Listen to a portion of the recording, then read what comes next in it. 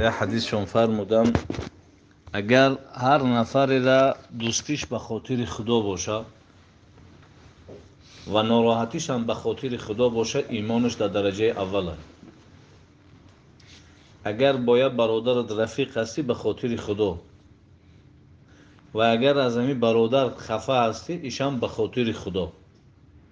پیامبر صلی الله علیه وسلم میگه ایمان در درجه اول است. حالی برای خودتون یک کرته میخری چند بار همون را تحقیق میکنی، فیرمش هم میپرسی، دوختش نگاه میکنین، بعد برای خودمون یا لباس انتخاب میکنیم. هر چیزی که باشه برای خودمون انتخاب کردن ده چند قدر تحقیق میکنیم با یا لباس میخریم. از همین بینمون یاد داریم یگان تمام یک بار یک داملا و پشومون را پرسیده باشیم که حضرت جان همین ایمان ما ایمان اصلی هست یا غیر اصلی؟ ما که سوال نکردم. صحابه های پیامبر صلی الله علیه و سلم هر مسئله را از زبان دربار پیامبرمون سوال میکردند و جواب میگرفت. حضرت جان پرسیدن، صحابه پرسید که حضرت جان ما از کجا بدونم ایمانم در درجه اول است؟ حضرت جان فرمودند و ان تلقى اخاک بوجه طلقین، وقتی برادرت پیشت میآید با یک چهره کشاد پیشوازش بگی، قواقات نداست. چهره کشاد قطعی پیشوازش گرفتی ایمانو در درجه اول است. اکثر من قاعده بغدادی خوندگی سوره عمه هست، بعدش و نازعات هست، بعدش سوره عبسه هست. همین سوره چی سبب شد نازل شد؟ یکی از صحابه های پیامبرمون صلی الله علیه و سلم چشمی بینا نداشت. حالا بین ما پیش از صحبت کردن گفتم تلفنتون رو خاموش کنین، گپ نزنین. چرا؟ زیرا طبیعت انسان همین است که وقتی در وقت گپ زدنش گپ زنی ناراحت میشه. خودمون هم میگیم که اکا جان میبخشی پیش سخن تا گرفت.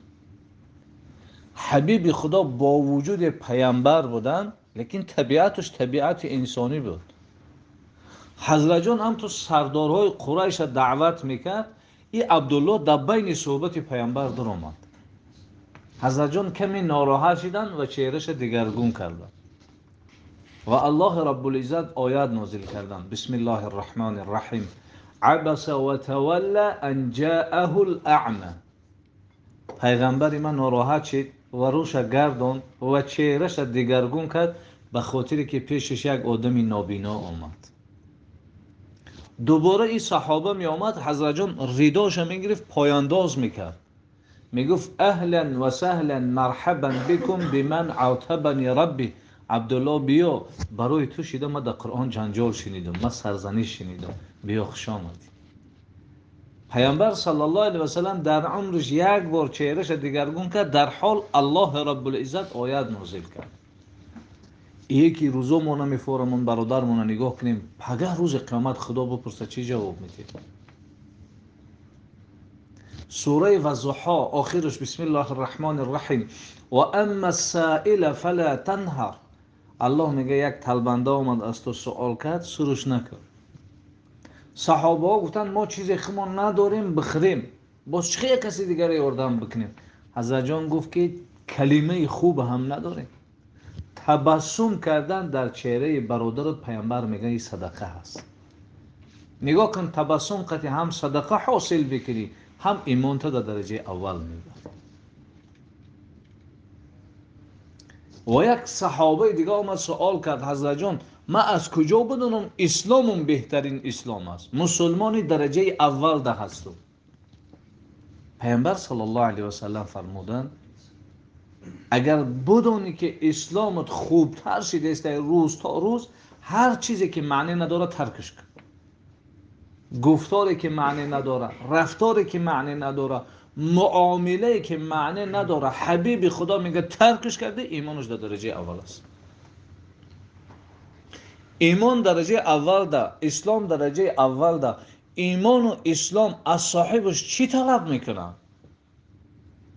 پیامبر صلی الله علیه و سلم سوال کردند: حضرت جان، روز قیامت از همه ثواب وزبینتر در ترازوی اعمال روز قیامت پیش پروردگار ده چی هست؟ حضرت جان فرمودند: ما من شیء اثقل فی میزان، وزبینترین چیز در روز قیامت در ترازوی اعمال، گفت این اخلاق خوب است. از اخلاق خوب ده گفت دیگه ثواب وزبین نیست. ایمان درجه اول، اسلام درجه اول، هر دیا از ما و شما اخلاق طلب میکنن. چرا اخلاق از همه بالا گفت؟ زیرا ما و شما نماز میخونیم بسم الله الرحمن الرحیم، خدا میگه ان الصلاة تنهی عن الفحشاء والمنکر. الله میگه نماز شما را از کارهای بد منع میکنه. الله میگه انسان نمازخوان دروغ نمیگه، غیبت نمیکنه، سخنچینی نمیکنه، شراب نمینوشه، یعنی از کارهای بی‌معنی الله میگه منعش میکنه. ما و شما این روزا نماز میخونیم دروغ هم میگیم، غیبت هم میکنیم، سخنچینی هم داریم. آیا الله العیاذ بالله دروغ میگه؟ الله دروغ نمیگه. پس خدا میگه انسان نمازخوان این کارا را نمیکنه، لیکن ما و شما میکنیم. پس معنای این آیت چی خیلی بفهمیم. پیامبر صلی الله علیه و سلم میفرماید نمازی که صاحبش از کار بد من نکرد فلا صلات له، نمازش قبول شدگی نیست. و این نماز قبول شدگی خواه نخواه صاحبش از کار بد من. پیامبر صلی الله علیه و سلم میفرماید که اگر یک انسان روزه گرفت لیکن غیبت کرد و گپای بی معنی گفت، جز از تشنگی و گرسنگی دیگه اون فایده ای نداره. جز از تشنگی و گرسنگی هیچ فایده دیگر نداره. یا پیامبر صلی الله علیه و سلم فرمودند هر کس حج رفت و بازگشت آمد گپ‌های فسق و فسادی نگفت، او گویا نو از مادرش تولد شدگی است. حاجی که حج رفت اخلاق خوب نداشته باشه، رفتار خوب نداشته باشه، اشاره میشه که حجش قبول نیست. پس اخلاق خوب اشاره میکنه نماز ما قبوله، روزه ما قبوله، حج ما قبوله، زکات. اگر اخلاق خوب نباشه اینا اشاره میکنن که اگامتش قبول نیست.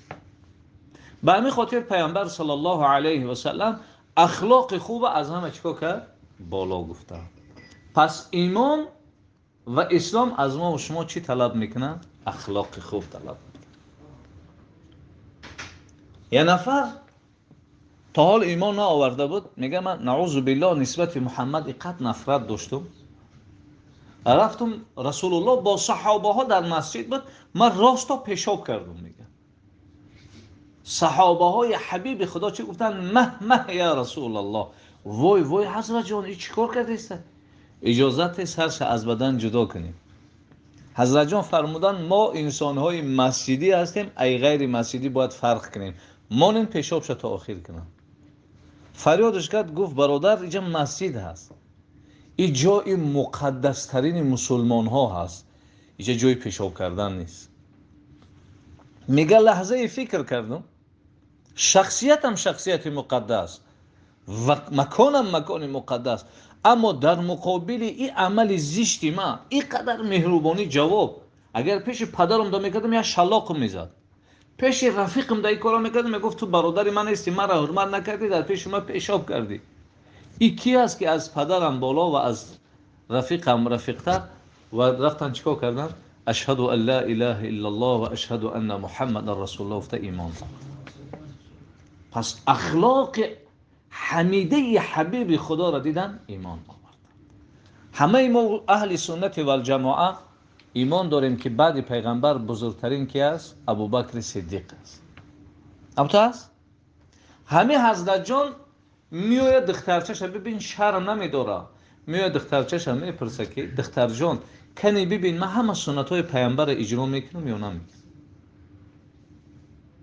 گفت آتا جان همه سنت ها رو میکنی، یکی از سنت ها نمیکنی. گفت بچه‌م کدام سنت ها؟ گفت همین همسایه یهودی این نابینایی داریم که حضرت جان هر روز میبره افخاتش میته، آتا جان شما نمیکنی نمیکن. فردا حضرت ابوبکر صدیق رضی الله تعالی عنه و ارضاه پیش از حبیب خدا افقاد برد، اون مرد که افقاد دادن گرفت. اون مرد سوال کرد که اون مرد که هر روز مرا افقاد میداد کجاست که این روز تو آمدی؟ حضرت ابوبکر گفت تو چشم بینا نداری، اون مرد از ما چه خیلی فرق میکنی؟ گفت اون مرد کسی بود که خیلی بوی خوب داشت، من همون بو را حس نکرده استم. عایشه مادرمون رضی الله تعالی عنها میگه حبیب خدا می اومد، من از خواب بیدار میشیدم. گفتن ناراحتت میکرد؟ گفت بوی خوش حبیب خدا مرا از خواب بیدار میکرد. روز حضرت علی رضی الله تعالی عنه آمد، فاطمه دختر حبیب خدا بیرون برآمد. حضرت علی گفت فاطمه پدرت آمده بود؟ گفت کسی خبرت کرد؟ گفت نه، بوی خوش حالم در خانه ماندگی هست. حضرت جان عجیب بوی زیبا داشتن. دویم گفت وای مرد نسبت من خیلی مهربانی میکرد، تو نتونستی سی مهربانی کرده. و سوم گفت ای دستی او، من هر چیزی میخوردم معدم حل میکرد، حالا مرا معدم حل نداره، تو او مرد نیستی. حضرت ابوبکر حیران ماند، گفت پدر با او مرد صحبت میکردی یا نمیکردی؟ گفت بله. گفت درباره چی صحبت میکردی؟ گفت میگفتم هوشیار شو، نعوذ بالله در همین مدینه یک محمد جادوگر پیدا شده، همه را از دین باباگیش میبره دین خچه یاد دسته. گفت بعد شنیدن این کلمه ها معاملش چه خیلی میشید؟ گفت مهربانیش دوباره تر میشید. پدر میدونی آن مرد که است؟ گفت نه. گفت خودی محمد صلی الله علیه و سلم. گفت من این قدر تحقیرش کردم و او قدر مرا دوست داری؟ اشهد ان لا اله الا الله و اشهد ان محمدا عبده و رسوله. پس اخلاق خوب، اخلاق حمیده انسان از چه حال به چه حال میبره. یکی از قصه ها و صحابه ها را واقعش نقل میکنه، میگه تا حال من ایمان نداشتم، اینقدر نسبت محمد صلی الله علیه و سلم نفرت داشتم و یک زن نقص دیدم، یک دختره که وایم میگه نفرت داشت و یا شرط مون امی کارچه را زهر آلود میکنی، قفس سینه محمد پاره میکنی، من عروسی تو هست. عاشق است دیگه. کارچه را زهر آلود کرد، میگه مجلس در آمدن، حضرت جان میگه مثل شمع بود، صحابه ها مثل پروانه گیردش دور میزدن. من موقع خلوت نیافتم که کارچه را بزنم. حضرت جان میگه از بین امو برآمد، توقه به توقه مونده مردمون. میگه مرا میگه بی فکرم چی است و حضرت جان بی فکرش چی است. میگه هر دون یک برای خودم گفت که جوانی زیبا چه حال داری و دست آورد. میگه همونجای من کارچه را بجا کرده بود، میگه دست همونجا ماند و من ترسیدم. میگه گفت لا تخف، نترس. میگه دستش بالای قفس سینه ما بود، لبهاش به دعا مشغول بود. و دعاش چی بود؟ خدایا از قلب این جوان وسوسه شیطنت دور کن و قلب این جوان میلان به سوی اسلام کن. حضرت جان خواستن دست بگیرن، میگه آغوش کردم. حضرت جان دست نگی. چرا؟ از دست تو بوی خدا و جنت میآید. اشهد ان لا اله الا الله و اشهد انک رسول الله. وقتی بیرون برآمد، اون زن گفت آیا شرط اجرا کردی؟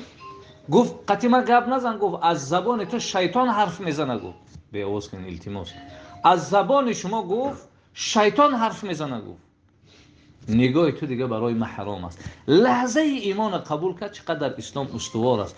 و این روز اجداد و اولاد من و شما مسلمان، اجداد و اولاد من و شما مسلمان.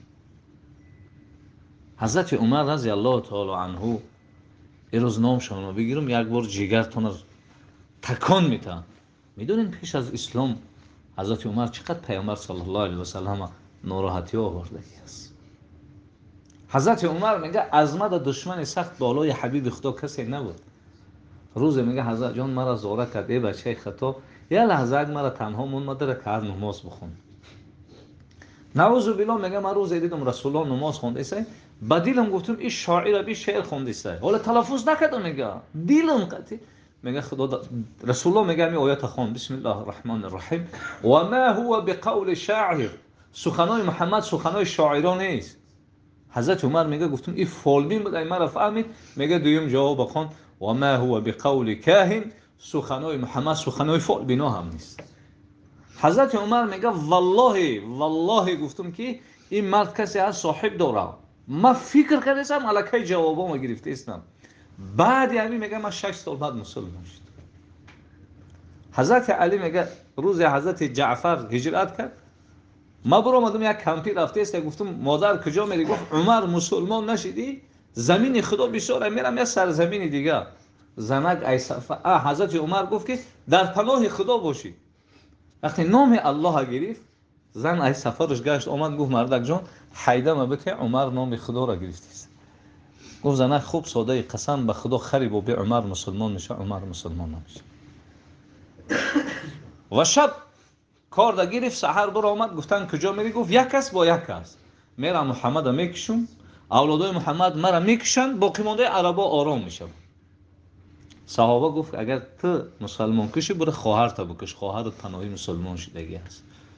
گفت این تا اوجا میروه، من در برم رسول الله را بگم که عمر آمده است. وقتی عمر شمشیر در میبرورد از غلاف تا به مقصدش نمیرسید دوباره نمیموند. آمد گفت حضرت جان عمر آمده است. رسول الله پروا نداره، حیران میشن که از عمر همه تشویش بود. زیرا حضرت عمر همون شب قصد کشتن رسول الله را کرد، همون شب رسول الله این دعا را کرد. رفت به پیش خانه ابوجهل و عمر گذشت، گفت خدایا اسلام مرا زینت بده به احد عمرین، همین تایتش مسلمان و اسلام مرا زینت بده. گفتن عمر آمده است، حضرت یقین کرد که داشت در حق کی قبوله؟ حضرت عمر رضی الله تعالی عنه. امیر حمزه رضی الله تعالی عنه گفت خوب عمره میبینیم نیتش خوب باشه، خوب نه که اگر نیتش خوب نباشه پاره پارش میکنه. حضرت عمر آمدن ایمان آورد. روز حضرت عمر گریه کرد. رسول الله گفت عمر چرا گریه داری؟ گفت حضرت جان همین کارهای پیش از اسلام مرا ناراحت میکنه. گفت کدام کارو؟ گفت خودت میدونی که من مشهور بودم دخترها را زنده به زنده زیر خاک کردم. من 20 تا دختر زیر خاک کردم. 17 تا شیخ دم نیست، دخترای رفیقم 3 تا شیخ من، 3 تاش 2 تاشم پروانه.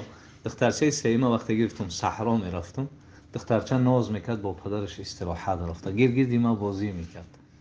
من قبرش میکندم، خاکا در ریشای ما میچسبید، میومد آتاجان گفته ریشای مرا تازه میکرد و نمیدونست که قبرش است. و ماندمش با چیزی وزبین زدمش ناله کرد. آتاجان من چی گناه کردم این معامله را نسبت من میکرد؟ هر بار همین جای قصه دا میومد رسول الله چی میگفت؟ اعید یا عمر. عمر یه بار دیگه قصه تا ایسر کرد. همین جا میرسید رسول گفت عمر اگر اسلام قبول نمیکردی آتش جهنم انتظارت بود. و این اسلامی کارایت را از بین برد. رفیق خوب انسان از چه حالت به چه حالت میاره. رسول اکرم 6 تا فرزندش با دست خودش در لحد موندگی، 6 تا فرزند. بچه‌ش ابراهیم 8 ماه بچه که در لحد میمون. حضرت عمر میگه نگاه کردم همین خگریه داره که از پشت حرکت تحریریش میبینی. یا صحابه گفت حضرت جان ما را میگه گریه نکن، خودت گریه داری کو؟ گفت خدایا بمبری. گفت در روز ماتم مادر دیگه این 6م فرزند من در لحد میمون. من دیگه آبای دیده من نمیتونم قپیدم، من دیگه قلب من قپیده نمیتونم، لیکن من سخنی نمیگم ای سخنی من خدا خفه شد. و بخی گوش همون کودک دا گفت که ابراهیم جان حال خدا میپرسد بنده ای که هستی و امتی که هستی و کدام دین ده هستی. وقتی گشت نگاه کرد عمر گریه داره. گفت عمر چرا گریه میکنی؟ گفت حضرت جان خدای کودک بپرسه مرا میمونم، اگر خدا مرا بپرسه من چی جواب بدم؟ روز رسول الله صلی الله علیه و سلم حضرت عمر هم خیلی با علم تماشا میکرد. گفت حضرت جان مرا چی علم قد تماشا کردی؟ گفت عمر همین فکر دارم که روز تو میبری و رفیقات زیر خاکت میکنن تا قمه مونند میآیند تو را او دو پرسنده میای میپرسه تو چی جواب میداده باشی؟ من همون فکر دارم. حضرت جان گفت همین عقل دارم خدا دوباره ما میته. گفت بله. گفت با همین عقل شناختمش با میشناسمش. حضرت جان گفت عمر من میدونم تو چی جواب میدی. گفت چی؟ گفت همینجا تو را میپرسن خدای تو کی است؟ تا او را سوال میده اول خودتون بگین که خدای شما کی است که میگین مرا میپرسن. روز حضرت عمر پیامبر دست خبید. گفت عمر مرا دوست میداری؟ گفت بله حضرت. گفت مرا زیاد دوست میداری اوتتا؟ گفت شما را اوچت هر کسی را میگفت آخرون مرا زیاد دوست میداری یا خطا؟ حضرت جان من خمایت زیاد دوست میدارم. گفت حالم ایمانت کامل نیست. بیرون برآمد بچه‌ش تشویش. گفت آتاجان چرا تشویشی؟ گفت رسول الله میخواد سوال داد میخواد جواب دادم. چرا؟ گفت آتاجان نگفتی رسول الله تو را زیاد دوست میدارم؟ بچه‌م گفت ولی این نفس ما دو سوال میکنه. ای نفس خطاب، ای نفس عمر، تو پگه پیش خدا میری به عملای خودت میری و به شفاعت پیامبر؟ گفت آتاجان نفس چی؟ گفت نفسم گفت من به عمل عملایت نیستم، من با آرزو و شفاعت پیامبر پیش خدا میرم. و دویم سوال گفتم این نفس زیاد محتاج به من یا پیامبر؟ گفت نفس چی گفت؟ گفت نفسم گفت که ای عمر استد هم زیاد محتاج به پیامبر. دوباره اومد دست پیامبر قپید. حضرت جان گفت از خودم دان تو برای من عزیزی. حضرت جان گفت عمر نو ایمانی تو کامل شد. حضرت جان با کارچه زدن، نگفت در کجا با کارچه زدین مرا. بچه‌م گفت همه آدمی مرا با کارچه زده ببینین مسلمانه یا کافر. پدر گفت فرقش چی کشنده مسلمان باشه؟ گفت ببینین. دیدن گفتن کافر است. گفت الحمدلله. گفتن چرا تو الحمدلله میگی؟ گفت اگر کشنده من مسلمان میشید خدا عذابش میداد. من نمیخوام برای من یک مسلمان عذاب بکشه. من نمیخوام برای من شده امت رسول الله عذاب بکشه. ولی عذاب میکشه من کافر است عذاب کشیدن. و 2 روز بیمار شدن. سوم روز شیر قطی خرما خوردن که ایروداش برآمد فهمید که از دنیا میرود. بچه جان گفت برا عایشه مادر بگو که اجازت میتن قبر مرا در بر رسول الله بکن. نگو که امیرالمومنین میگه که بگه امر امیر واجب اطاعتش. برا بگو عمر بچه خطا میگه. عبدالله آمد هم گفتن مادر جان پدر من میخواهیش داره. گفت عبدالله والله هر بار پیغمبر نام اوتی مرا میگه نام اوتی ترا میگه. ایجا من برای خودم مونده بودم لیکن من راضیم که عمر را بیارن در بر رسول الله بکن. ببین رسول اکرم صلی الله علیه و سلم از چه حالت به چه حالت آورد رفیقاش و دوستاش. رسول اکرم صلی الله علیه و سلم روز فتح مکه ابو سفیان با حضرت عباس گپ زده و میگه 22 سال با محمد صلی الله علیه و سلم مقابلیت کردیم. این روز او نعوذ بالله قبیح قتی نمیدونه که چند لحظه بعد ایمان میاره. میگه که نمیدونه چند لحظه بعد مسلمان میشه. ابو سفیان محمد یتیم این روز با کبر و غرور میای مکه را میگیره. هم تو شمشیردار کشید. گفت اگر محمد طرف خانه ما بیاد پاره پارهش میکنه. همون حالت حضرت جان 10,000 لشکر قتل درآمدن. آوای دیده در پره روز یکم کلمش چی بود؟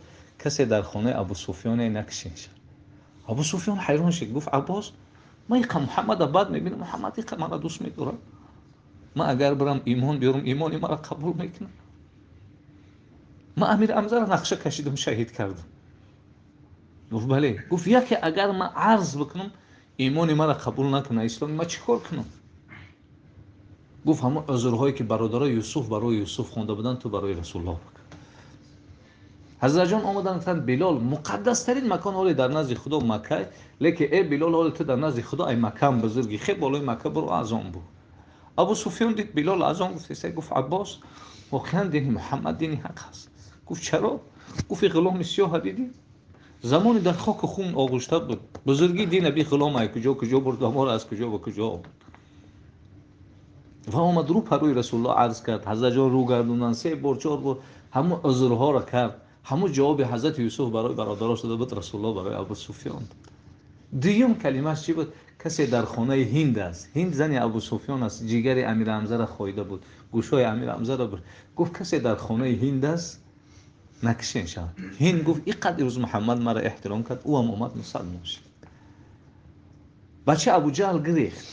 گفت آیا محمد زنای ما را گرفت خانه ها را گرفت؟ گفت نه همه را آزاد کرد. بچه ابو جهل هم اومد مسلمان شد.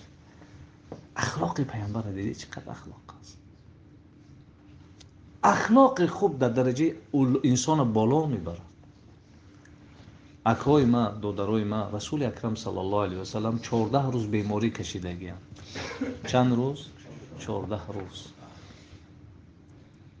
و وقتی که دیگه پاش خطی مسجد رفتن نمیتونست حضرت علی و عباس سیام میبردنش زورشون میکرد مرا یک خیلبر این که پام در زمین شکیده برام ثواب مسجد بگیرم. روز یکشنبه به نهایت بیماری پیامبرمون زیاد شد بلند شد حرارت بدنش بلند شد. حضرت بلال اذان گفت نماز شام رفتن خواندن. نماز خفتن اذان گفت حضرت جان گفت مرا برین چند قدم بردن که هوشش رفت. وقتی به یاد آمد اولین سوالش همین بود آیا مردم نماز خواندند؟ حضرت جان شما را انتظارند. دویم باره هوشش رفت. سوم باره تا حضرت ابوبکر پیش در آمد نماز سر کرد. حضرت جان به یاد آمد گفت مردم نماز خواندند. حضرت جان وقتی نماز نگفت. حضرت در آمد صحابه تکبیر گفتن. حضرت ابوبکر یک طرفه ایستاد. حضرت جان پیش در آمد نماز تمام شد. گفت ابوبکر چرا نماز مردم نخواندی؟ گفت برای من مناسب نیست من پیش بدرم تا عقب من نماز بخونم. هی قبول ندارم حضرت. از آن بامداد و از آن گفتند باز حضرت اشاره کرد مرا مسجد بره. خیزوندنش که قوایی نداره برای و گفت من دیگه مسجد رفتن نمیتونم. یه بارک پرده را یه طرفه کنین، من اهل مسجدی ها را تماشا کنم. شما مسجدی ها کسی هستین که آخر نگاه پیامبر است. حضرت جان دید صحابه باز خوشحالی کردن که میایم، میگم خیلی اشاره کرد که دیگه این روز من قوایی ندارم که شما نماز بخون. و گفت الحمدلله که بعد سری من میاد تیار پیشو میکنی باقی موندهش پیروی یا میشه. افتاب برآمد، عایشه مادر میگه من احساس کردم حضرت جبرئیل مهمان شد. گفتن دیدیش؟ گفت همون آیات‌های قرآن نازل میشید بدنش گرم میشه، حضرت همون خیلی شد. جبرئیل آمد گفت رسول الله خدا سلامت میگه و بعد سلام میگه بنده من اختیار داره بفرش دنیا بفرش پیش ما آمدن، لیکن همه قبول گو که من اشتیاق دیدار حبیبم دارم. گفت برادر جبرئیل البته من پیش خدا رفتن اختیار دارم، اون که عریضه دارم. عریضه ها چی است؟ گفت خدا بعد سری من بالای امتی من چیکار میکنه؟ جبرئیل مقصد چی است؟ رسول الله بگو، آشکار بگو. خدای چه خیلی امتهای پیشین هلاکت، خدا امتهای مرا نکنه. و فریضت قبول است. باز خواهش داری؟ گفت همین شفاعت امتی که نگاره خدا در دست ما بده. گفت خدا میگه اگر امتهای محمد تنبلی نکنن پیش از مردنشون 7 روز پیش توبه کنن میبخشمشون. برادر جبرئیل 7 روز دیر میشه. گفت 3 روز، گفت 3 روز هم دیر است. گفت حد اقل پیش از اون که مرد در حبس غرغره میکنه یک بار کلمه شهادت بگو. و من تیارم عزرائیل بگو بگو. عایشه مادر میگه من احساس کردم عزرائیل اومد. گفتن عزرائیل دیدی؟ گفت رخسارهای مبارک پیغمبر سرخی روش رفت، رنگ روش کم نیست. دیگه صدای پیغمبر نمیبرم، از لبهاش میفهمیدم چی میگه. همون وقت میگه برادر رو در آورد دستش چوی مسواک بود، میگه اشاره کرد که چوی مسواک بده. خواست به دندوناش ملایم بکنه، پیامبر هم قوی نداشت که همون چو ملایم شد. عایشه مادر میگه ای دستش گرفتم به دندونا ملایم کردم، باز در دستش داد. نفسای چقر میکشه دیگه صداش نمیبره. همونطور میگه دندوناش هم خیلی مسواک تازه کردن. همین گفت لا اله الا الله ان للموت سکرات. خدای مرگ تو بسیار مشکلی ها داشت. عایشه مادر میگه من قبض جانم میگه احساس کردم. گفتن چیه؟ گفت همون جایی که عزرائیل قبض جان کرد حضرت جان طاقت نکرد، همون جایی سرش آورد در آغوش ما موند. گفت خدایا این سکته بالای ما آوردی، از این مخدوم میدونم تو میدونی، هیچ کس نمیدونه. من طاقت این را دارم. امتام تریلیون و میلیون های هستن و با پیدا میشن، خدایا این سکته جان مرا بالای ما بیار، من ایشم قبول دارم. نه که سکته بالای ما آوردی بالای امت نه، بلکه من طاقت کردم نبود. حضرت جان میگم که دستش برداشت گفت الرفیق الاعلی، دستش به زمین افتاد و حضرت جان به الله تسلیم. صحابه هم میگه گریان الله، حتی حضرت عمر شمشیر گرفته، والله کسی بگه اگر محمد ایدینو گذاشته سرش از بدن جدا میکنه. محمد صلی الله علیه و سلم پیش خدا رفته با میوه، هیچ کدی لغ نمیشه بگه. حضرت گفت بود عایشه ما ایدینو گذاشته مرا طاقه بمونه. گفت چرا؟ گفت اول جنازه مرا برادرم جبرئیل میخونه. حضرت ابوبکر خانه رو نرسیده صدای صحابه را شنید، دویده آمد. در روی خانه در آمد که بالای مبارک چادر پرتاب کرد. چادر یک طرف کرد، از پیشانیش ابوسه کرد. والله زیبا بودی، حالا زیباتر شدی. بیرون برآمد گفت هر کسی خدا را اطاعت میکنه خدا هرگز نمیمیره. و هم کسی که اطاعت محمد میکرد خبر بود که محمد از دنیا گذشت. حضرت عمر میگه وفات رسول الله، آیاتایی که برای وفات رسول الله دلالت میکنه آیات ما برو آورد. میگه خیال کردم همین آیات ها به ابوبکر نازل شده، میگه این آیات ها پیش بود. گفتن قبر پیامبر کی میکنن؟ گفتن ابو طلحه. حضرت ابو طلحه قبر پیامبر کندن.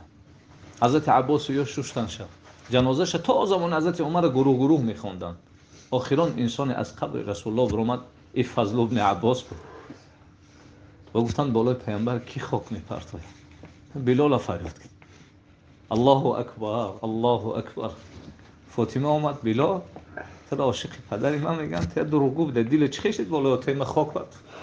فاطمه گفت گپ نگو، آخه فرمان خدا است، منها خلقناکم، از خاک خلق شده و فیها نعیدکم، خاک دم میآیین یک بار دیگه از خاک میخیزید. فاطمه گفت بلال میدونی چه مصیبت بالای ما اومده است.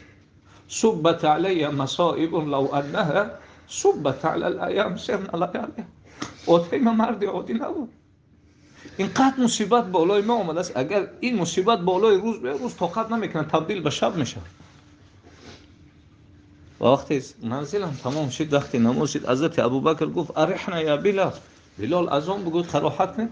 حضرت جان گفت مرا دیگه نگو اذان بگو، من یک سوال دارم. گفت سوال چیه؟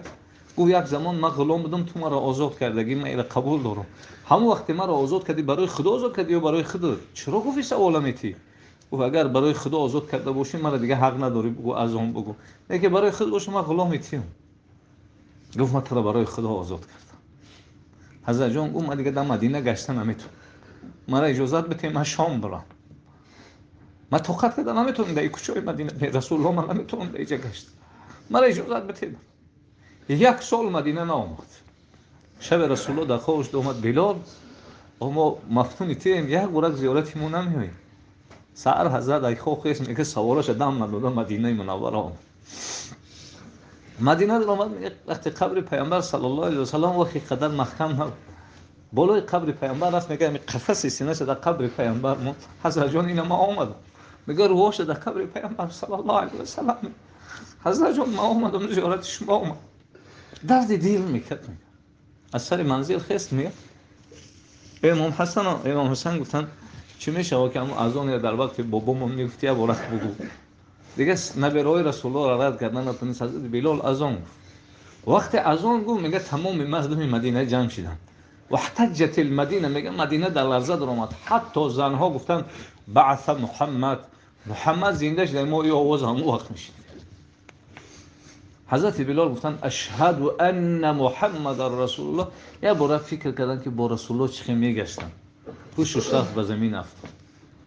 صحابه گفتن واه مصیبت ها، بلال ما را یتیم میکنه. گفت برای ما گریه نکنید، ما از روزی که قطعی پیامبر عهد کردم من یگام سنت ترک نکردم. شما با حال خودتون گریه کردین، چند سنت اجرا کردین، چند تا ترک کردین.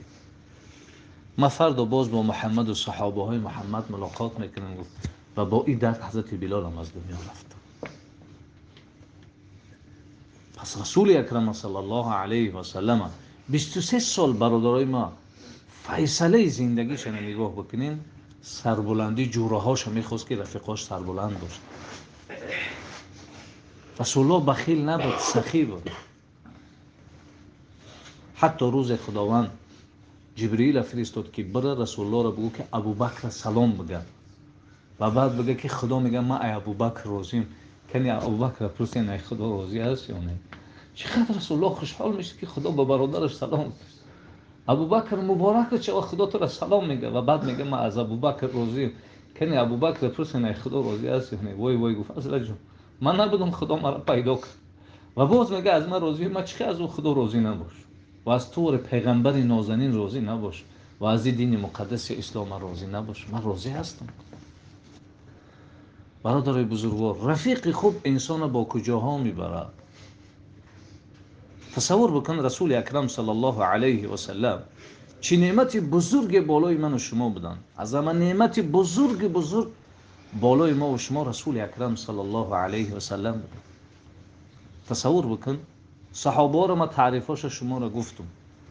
حضرت یکی از صحابه پیامبر روایت میکنه که ما رسول الله صلی الله علیه و سلم دیدم قبرستان زیارت رفتن. چی گفتن؟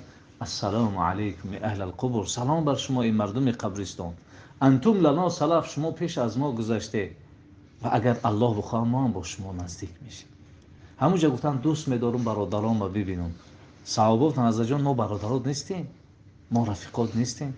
گفت شما صحابه های من. حضرت جان رفیقات کیان؟ گفت حالا پیدا نشدی. حضرت جان اونا نیستن، چه میشناسیشون؟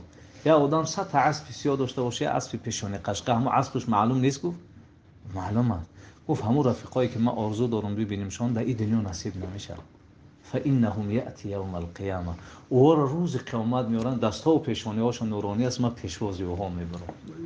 میدونین نور از کجا پیدا میشه؟ یک قربای آب طهارتی که 2 روبل هم قدر نداره. پیامبر صلی الله علیه و سلم کسی در این دنیا طهارت میکنه میگه آرزو کاش که میدیدم شب، لیکن در این نمیشه. روز قیامت فرات هم میدونین اکای ما چه وقتی ماشین شه عروس میاد کودکا شادی کرده دویده میرن. پیامبر آرزو کرد که کاش که ما و شما را میدید، کاش که این آرزو را ما میکردیم یک بار پیغمبر را میدیدیم.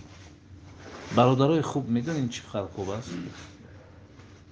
پیامبر صلی الله علیه و سلم میگه که روایت مسلم شریف از جنتی ها جنت میدونن، بعضی رفیقاشون نمیبینن ناله میکنن ای خدا آخر ما در جنتیم، رفیقای ما قطعی ما نماز میخونن در دوزخ هم، ما نمیخوایم به او جنت بریم. خدا میگه وارو بریم بیاریم. وقتی که سر میشه و حساب عرش الهی را میمونن، حضرت آدم از اون طرف میمونن و آدم را حساب میکنن و یک نفر میگن به طرف دوزخ بره. حضرت آدم میگه میخه عرقای کلام میکنه و آبای دیدهش میریز، میگه من یارو خلاص کردن نمیتونم. محمد در کجا است که بیا یارو خلاص کن؟ محمد فریاد کرد. رسول اکرم صلی الله علیه و سلم میاد پیش ملائکه‌ای که بود و طرف دوزخ، اینا نبرین دوزخ. حضرت خودت میدونی ما رو خدا چقدر تعریف کرده که هر گپی بگه ما گپشم میگیم. میگه حضرت جان همین خیر دست چپش خطیریش همین قبل طرف عرش خدا نگاه میکنه، میگه خدای تو مرا وعده کرده بودی که من تو درباره امتات روزی کنی، خدای من روزی نیست یا دوزخ میرم یا را خلاص کن. الله میگه دوباره حساب شما کن، حسابی را سر کن. وقتی حساب میکنن فقط ثواباش حساب میکنن، خطایی ها را ندیدن. طرف جنت میگن ببریمش، اما آدم میگه یا دقیقه بسیم من قطعی آدم گپ زدم یکی بود مرا از آتش جهنم خلاص کرد.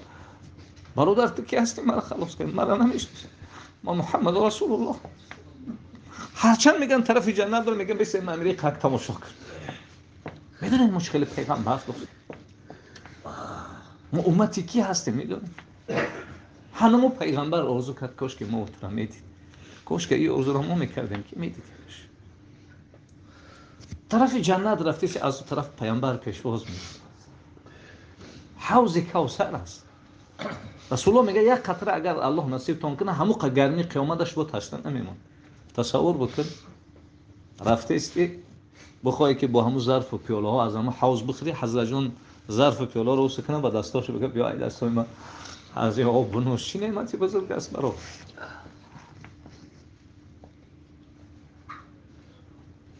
کار خدا به حکمت نیست.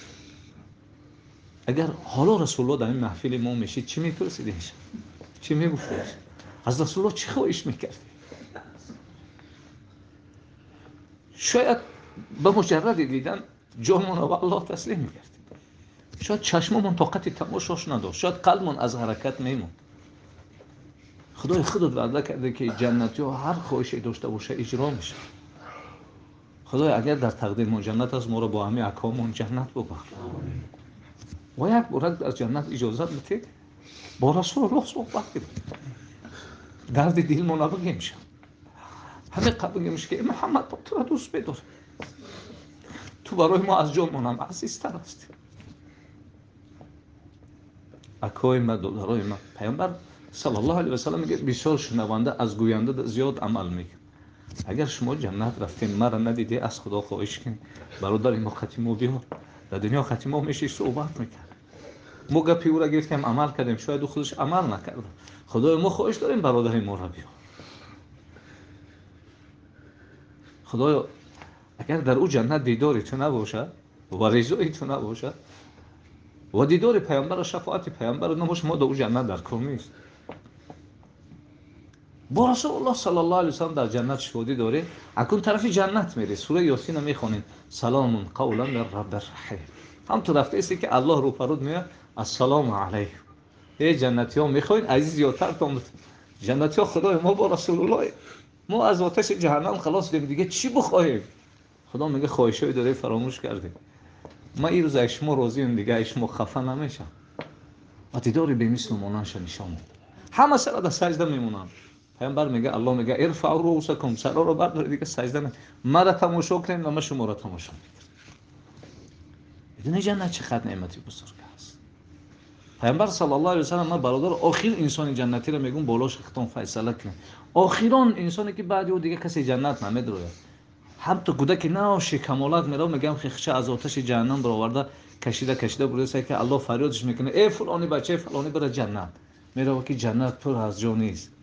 میای میگه خدا جنت تو پر از جا نیست. دوباره میگهش برا. سه این بار دیدین عجیب علم میکنه. خدایا تو مرا مسخره میکنی. ما در دنیا گرفت نگرفتم این روز تو مرا شرمنده داری. خوب جنت تو پر است دیگه چون نیست، من که چه برم حتی یک جایی من نیست. الله اینقدر رحمش میومد میفته همون جنت رو تو گمان میکنی پر از یگان جا نیست، در همون جنت مثل پادشاهای دنیا مقام و مرتبه و خدمتگار به تمام راضی میشی. خدا رضای بنده گناهگار را حاصل را. پیامبر میگه ناز جنتی رو دی با خدا قهری میکنه گپ نمیزنه، 2 برابر دشمنتون گپ نمیزنه، 3 برابر 4 برابر، وقت میگه 5 برابر دی پادشاهای دنیا مقامت میتون میگه فیقول فی الخامس رضیت ربی، اگه خدا من نوای تو راضی شد. حرکت کنین جنت از خود کنین. انسان جنت با یک کلمه میتونه حاصل بکنه اگر برای رضاش باشه. پروردگارو این اکاو دو داره ما در اینجا شیشتن مقصدشون خوردن نیست، مقصدشون یک چیز است، رضای تو است، از همه راضی باش. پروردگارو چگونه از ما پدر و مادر بردی، اگر تا حال در سوال و جواب گرفتار باشن خدا سوال و جوابشون آسان کن. خدا قبراشون باغی از باغهای جنت بکن و ارواحشون از ما خوشحال بکن و از خوشحال ارواحشون تمام اهل قبرستان خوشحال بکن.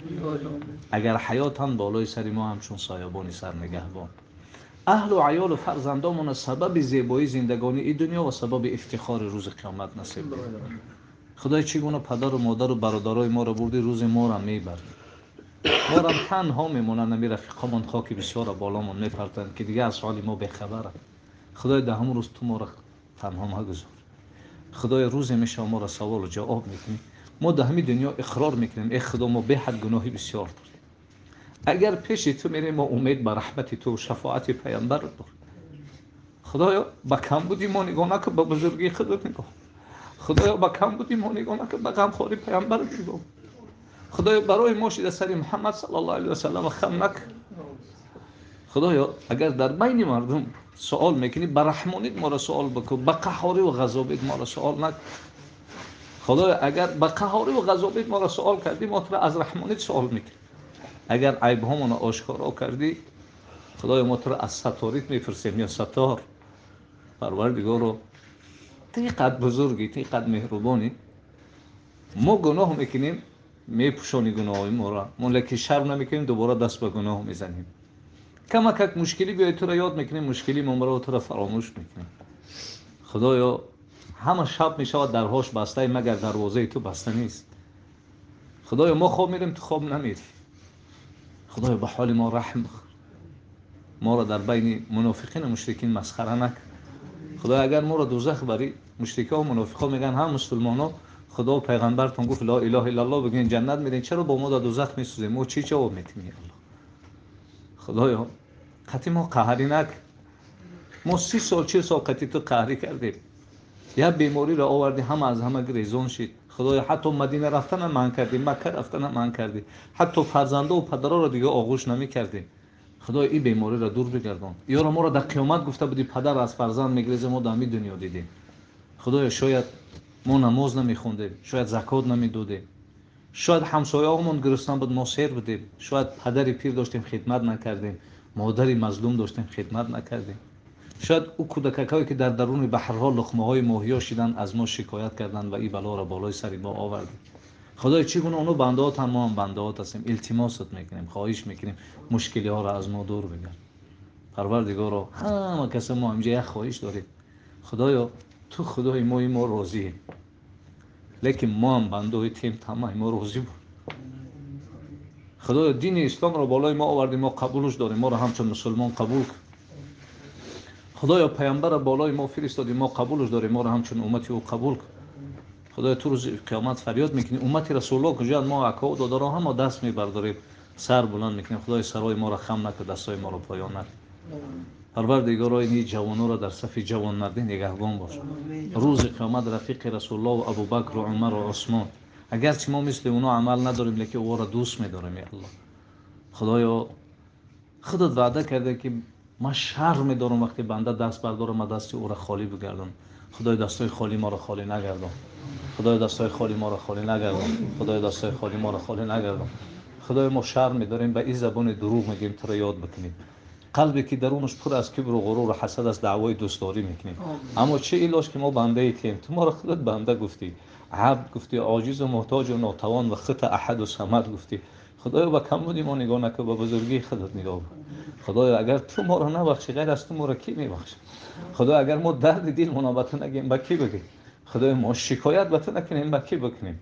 پروردگار تو ارحم الراحمین هستی، تو ارحم الراحمین. هر گناهی کردیم تا این روز از همینجا نخسته ما را خدا ببخش. خدایا ما با تو عهد میکنیم، خدایا ما بار بار میخوایم توبه کنیم، گناه نکنیم، با گناه میکنیم. ما را قوا بده، ما را توفیق بده که دیگر گناه نکنیم. خدای بار بار با تو عهد میکنیم، عهد شکنی میکنیم. پروردگار این روز در عرش مقاله است، اگر سگ را تو صاحبش نگیری هیچ که گرفته نمی‌تونه. و این شیطان سگی هستی الله، اگر تو ما را از خلاص نکنی هیچ که خلاص بده نمی‌تونه. پروردگار ما جوانان نمیخواهند گناه بکنن، لیکن خشونه اداره کردن نمی‌تونه. خدای با ما رحم بکن، خدا ما را فراموش نکن. خدا اگر تو ما را فراموش کردی عالم ما را فراموش کن. خدای ما را لحظه در اختیار خود ما نماند که ما چی کارهایی را انجام میکنیم. الله یا ارحم الراحمین. وقتش در فریاد بکنیم رسول الله کجایی؟ حال امت ببین، این امتی که آرزو کردی کاش که میدی در چی احوال. پروردگار مادرای ما را توفیق بده، خواهرای ما را توفیق بده، همسرای ما را توفیق بده، فرزندای ما را توفیق بده. خدایا این روز خواهر مسلمان برادر مسلمان پول میده زنا میکنه، پول میده شراب میخره، گناه با پول میخره. پروردگار از این بیماری ما را خلاص بکن یا ارحم الراحمین. به حال ما رحم بخواه یا الله، به حال ما رحم بخواه یا الله. خدای ما را فراموش نکن، خدای ما را فراموش نکن یا ارحم الراحمین. یا ستار یا الله یا ارحم الراحمین. من میدونم ظالم نیستی، ظلم بکنی، ما ایمان داریم ارحم الراحمینی. این مشکلی ها رو بالای ما میاره که تو را بسیار یاد بکنیم یا الله. ای الله اون مشکلیه که بالای ما میاره ما تا خچه نداریم نیاره ارحم الراحمین. ای ارحم الراحمین اگر تو روز قیامت ما را بخیزانی، وای بنده من تو را تنی سالم دادم، پول دادم، مال دادم، چرا رفتی گناه کردی؟ ما چی جواب میدیم پیش تو یا ارحم الراحمین؟ خدا از این بیماری ما را خلاص کن یا الله. زارت میکنیم، تولا میکنیم، التماس میکنیم یا ارحم الراحمین. خدای ما را از گناه کردن خلاص کن، از گناه کردن خلاص کن. جوانان را پروردگار که رسول اکرم صلی الله علیه و سلم فکر خیالش در جوانان بود، وقت جمالتان و وعدتان همی است که روز قیامت در جوانی کسی عبادت کنه شما بالای عرش میایین و فریاد میکنین جوانای در جوانی عبادت کردن کجا هستند؟ بیاین زیر سایه عرش الهی جای بگیرن. خدای نمی برادرای ما را از همون وعده که وعده کردیم نصیبشون بگردون. خدایا نصیبشون بگردون، خدای نصیبشون بگردون. خدا در عمرشون برکت بده، در کسبشون برکت بده، تجارتشون یا الله برکت بده. خدای تو 30 روز 40 روز 50 روز کاری ما را بود میکنی، یه روز بود نمیکنی، در اوتر در پیش همه شکایت میکنی کارمون بود نشد فلان شد فلان. کاش که شکایت ها اومده تو بگیم که خدا ما را 40 روز دادی، این روز ما چی کم بودی کردیم که این روز رزق ما را کم کردی.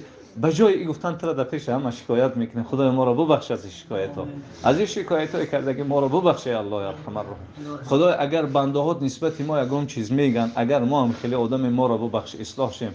اگر او گوینده میگه و ما هم خیلی نیستیم، خدا او را هم ببخش اصلاح شو، او بنده ای ته هست یا ارحم. ما نمیخوایم برای ما پگاه کس پیش تو تهمتی بخیزه یا ارحم الراحمین.